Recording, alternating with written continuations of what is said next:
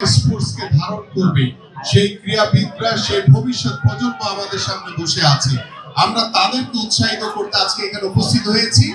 আমরা হামজা চৌধুরীর কাছ থেকে তার বক্তব্য শুনবো, তার খেলোয়াড়ি জীবনের কিছু কথা শুনবো, এবং আমি আশা করি আমাদের যে ভবিষ্যৎ প্রজন্ম, যাদেরকে নিয়ে আমাদের মাননীয় প্রধানমন্ত্রী জনাব তারেক রহমান আগামী বাংলাদেশের স্বপ্ন দেখছেন, সেই মানুষগুলোর সামনে আমরা একটি সুন্দর সমাজ, একটি ক্রীড়া বান্ধব পরিবেশ, একটি সুস্থ জাতি আমরা উপহার দিতে চাই।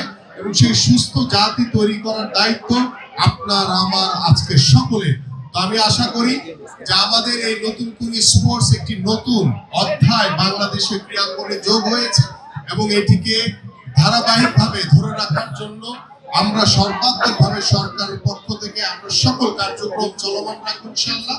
এবং আমরা আশা করি হামজা চৌধুরীর মতো অনেক বিখ্যাত ফুটবলাররা আমাদের বাংলাদেশে জন্ম নিবে, আমাদের অনেক বিখ্যাত ক্রিকেটাররা জন্ম নিবে, আমাদের অনেক বিখ্যাত দাবাড়ু, আমাদের মার্শাল আর্টের খেলোয়াড়, সুইমার অনেকে জন্ম নিবে। এইভাবে আমরা আগামী বাংলাদেশে আমরা একটি ক্রীড়া বান্ধব পরিবেশ তৈরি করে আমরা একটি শক্তিশালী ক্রীড়াঙ্গন গড়ে তুলতে চাই।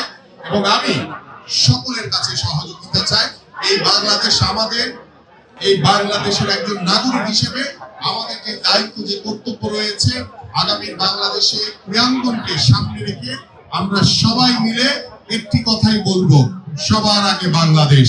সেই বাংলাদেশকে আমাদের এগিয়ে নিয়ে যাওয়ার জন্য আমরা ঐক্যবদ্ধভাবে কাজ করবো ইনশাআল্লাহ। সবাইকে ধন্যবাদ। বাংলাদেশ জিন্দাবাদ।